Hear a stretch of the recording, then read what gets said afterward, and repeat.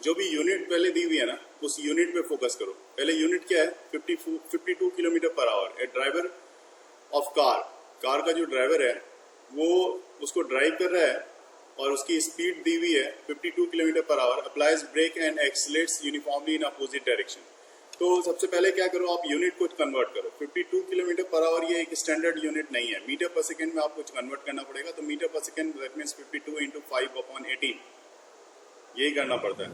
जब आप इसको करोगे तो ये लगभग 14/44 इतना मीटर पर सेकेंड में आ जाएगा। आप करके डेसिमल में निकाल के देख सकते हो। इसमें जो ड्राइवर ने ब्रेक अप्लाई किया है, अप्लाइज ब्रेक्स। जो ब्रेक अप्लाई कर रहा है तो ऑब्वियस सी बात है कि उसकी फाइनल वेलोसिटी, वो कार जो है वो जाके रुक जाएगी होगी, तो फाइनल वेलोसिटी उसकी 0 हो गई।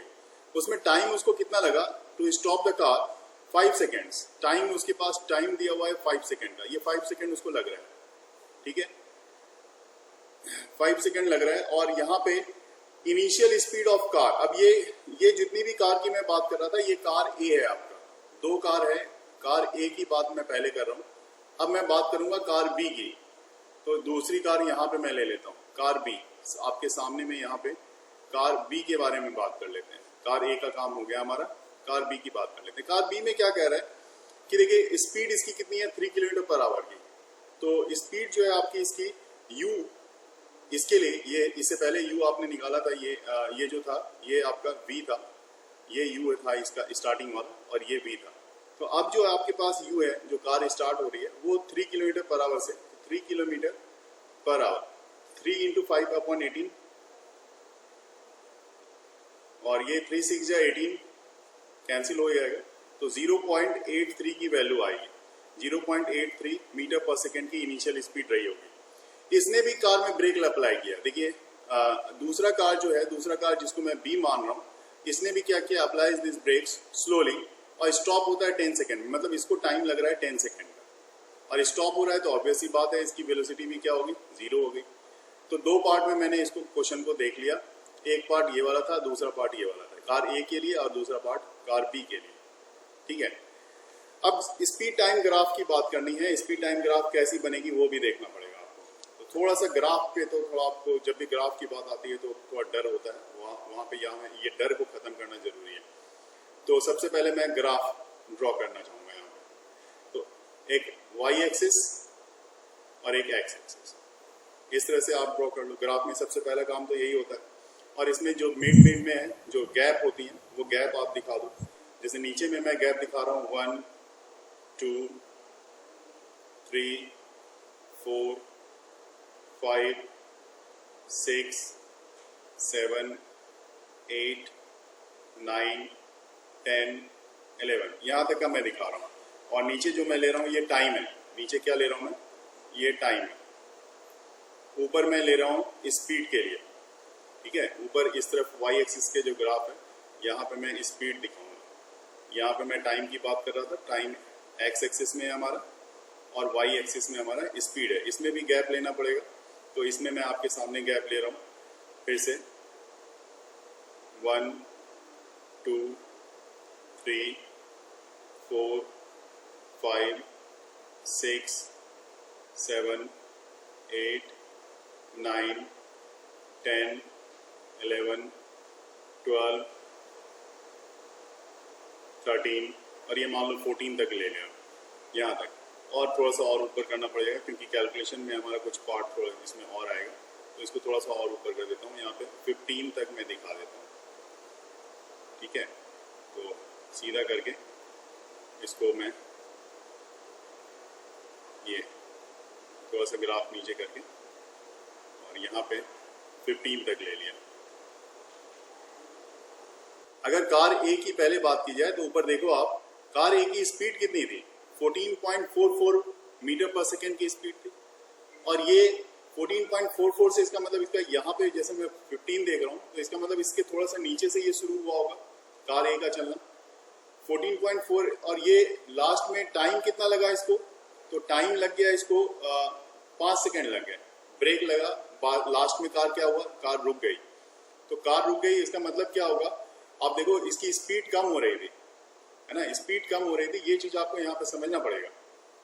तो इसका मतलब ये देखो 14.44 से अगर मैं चलूं तो 14.44 मतलब 14 का हाफ से, और कार 5 सेकंड पे आके रुक गई, तो नीचे टाइम है 5 सेकंड का, 5 सेकंड पे ये कार आके रुक गई। और यहाँ पे आप देख सकते हो, यहाँ पे जो स्पीड रही होगी ना बच्चे, ये जो लाइन आप देख रहे हो जहाँ पे टाइम का दिखा रहा हूँ, यहाँ पे हर हाल में स्पीड यहाँ पे 0 रही होगी एक्स एक्सिस में, क्योंकि ये टाइम का ग्राफ है। तो ये देखो आपका कितना आराम से, कितने आराम से आपने ए, जो कार ए है उसका ग्राफ आपने दिखा दिया है, ड्रॉ कर दिया। बंद कर दो, इसे चला दिया ना, बंद नहीं कर। तो कार ए की स्पीड तो आपने देख ली ना, कार ए की स्पीड कितनी अच्छे से आराम से चल रही है। अब कार बी की बात कर लेते हैं बेटा। देखो कार बी के लिए क्या है, यहाँ पे देखो कार बी में बेटा आप देखो इनिशियल स्पीड 3 की है, मतलब ये 3 किलोमीटर में है ना, मीटर पर सेकंड पे अगर आप आते हो तो इनिशियल स्पीड देखो कितने की है, 0.83 की, और लास्ट में ये भी जाके रुक जाती है। टाइम कितना ले रहा है, 10 सेकंड का, तो टाइम 10 सेकंड का। आओ ग्राफ देखते हैं, ग्राफ पे काम कर लेते हैं। ग्राफ में 0.83 मतलब 1 से कम है ना, तो यहाँ पे देखो 0.83 से, और टाइम कितना 10 सेकंड पे ये जाके ये क्या हो रहा है, कार जो आपकी रुक रही है। तो मैं यहाँ पे फिर से ड्रॉ कर रहा हूँ, यहाँ पे फिर से दिखा रहा हूँ, 0.83 से मैं ले रहा हूँ, और यहाँ पे आके मैं 10 सेकंड को टच कर रहा हूँ सीधा, ये 10 सेकंड को मैंने टच कर दिया।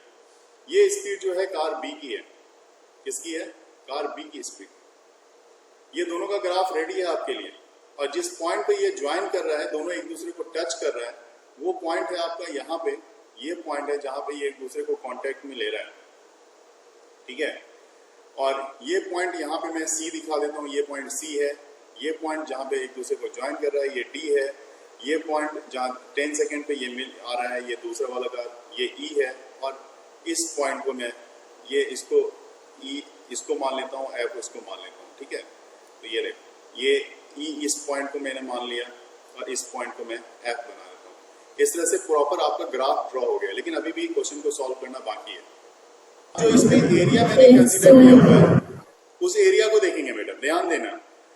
अब ये पहला ए वाले की एरिया को देखो, एरिया कौन सा बना रही है, तो देखो अगर मैं यहाँ पे लिख भी दूं कि भाई ये वाला पॉइंट जो है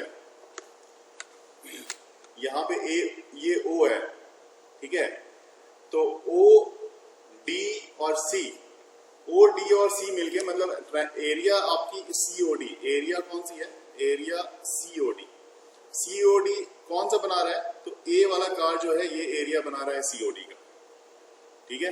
अब ये जब एरिया बना रहा है सीओडी का, तो इस एरिया ऑफ सीओडी क्या होगा, तो हाफ ट्रायंगल की तरह है, तो half into base into height, half into base into height, यही निकालोगे। अब देखो बेस क्या है और हाइट क्या है, दोनों देख लो। तो हाफ इंटू बेस में 5 है, 0 से 5 तक गया हुआ है, आप देख सकते हो यहाँ पे 0 से ये 5 तक गया हुआ है। तो आप यहाँ पे इसको 5 लिखोगे, और इंटू हाइट कितनी है, तो हाइट की वैल्यू तो आपको दे रखी है ना 14.44 की, तो 14.44 ये हाइट है आपकी। तो आपके पास अब कितना आ गया, सॉल्व करके निकालोगे तो लगभग ये 36.1, ठीक है, इतने मीटर का आ जाएगा। यही डिस्टेंस ट्रेवल करेगा कौन, ए, डिस्टेंस ट्रेवल बाय कार ए। अब लेकिन यहाँ पे एक चीज आपको और सोचनी पड़ेगी, वो क्या है वो देखो, यहाँ पे मैं वो पॉइंट्स में लिख रहा हूं। Distance travelled by car B, पहले अब डिस्टेंस बी के लिए भी तो निकालना है ना। डिस्टेंस, ये डिस्टेंस किसका था, ए का था, जो अभी हमने निकाला। तो distance travelled by car B, B car ने क्या डिस्टेंस ट्रेवल किया, तो बी कार ने जो वो एरिया होगा आपका कौन सा, देखो बी के लिए EOF का होगा, है ना, एरिया यहाँ पे, दैट मीन्स एरिया अंडर, ठीक है। तो यहाँ पे मैं लिख देता हूं एरिया अंडर EOF, ये एरिया मानी जाएगी। अब देखो इसमें भी तो वही करना है ना, half into base into height, तो यहां पे करके देख लेते हैं। ये देखो this one is equal to half into base into height, ठीक है बेटा। सर ये एरिया के बाद क्या लिखा है आपने? क्या बेटा? एरिया के बाद क्या लिखा है? एरिया क्यों निकालना है ना, बहुत अच्छी बात पूछी आपने। देखो मैं एरिया क्यों निकालूं उसके बारे में बताता हूँ, अभी पहले मैं इसको निकाल देता हूँ। तो this one is equal to half into base. Base देखो यहाँ पे इसके लिए बेस कितना है बेटा, इसके लिए बेस 10 है ना। यहाँ से यहाँ तक का बेस कितना है, तो यहाँ से आप देख सकते हो, यहाँ से बी वाले के लिए 10 इसका बेस 10 है। तो बेस 10 और हाइट 0.83 की यहाँ से यहाँ तक की थी, आपने देखा भी था, तो 0.83 की थी। ठीक है, इसको कैंसिल कर लेते हैं तो ये लगभग 4.15 मीटर आएगा। अब मैं आपको बताता हूँ बेटा, देखो बेस यहाँ किस में है, टाइम में। आप इसी में देख लो, यहाँ पे बेस किस में है, टाइम में। टाइम मतलब सेकंड में है, सेकंड लिख दिया। हाइट किस में है, हाइट मीटर पर सेकंड में है, तो मीटर पर सेकंड लिख दिया। देखो सेकंड सेकंड कैंसिल हो गया, तो जो भी निकल रही है वो क्या निकल रही है, वो डिस्टेंस निकल रही है। तो इसलिए यहाँ पे ये फॉर्मूला जो है, ये फॉर्मूला क्या बताता है, ये फॉर्मूला इस तरह से यूनिट कैंसिल होने पे आने वाले डिस्टेंस के बारे में इन्फॉर्म करता है हमें। तो जब भी डिस्टेंस निकालना हो तो आप एरिया अगर डिस्टेंस या आपको लेंथ निकालनी हो तो आप एरिया अंडर कर्व जो है, जैसे एक पहले वाले में भी एरिया निकाला था आपने COD में, इसकी एरिया निकालोगे तो आपको डिस्टेंस मिलेगी।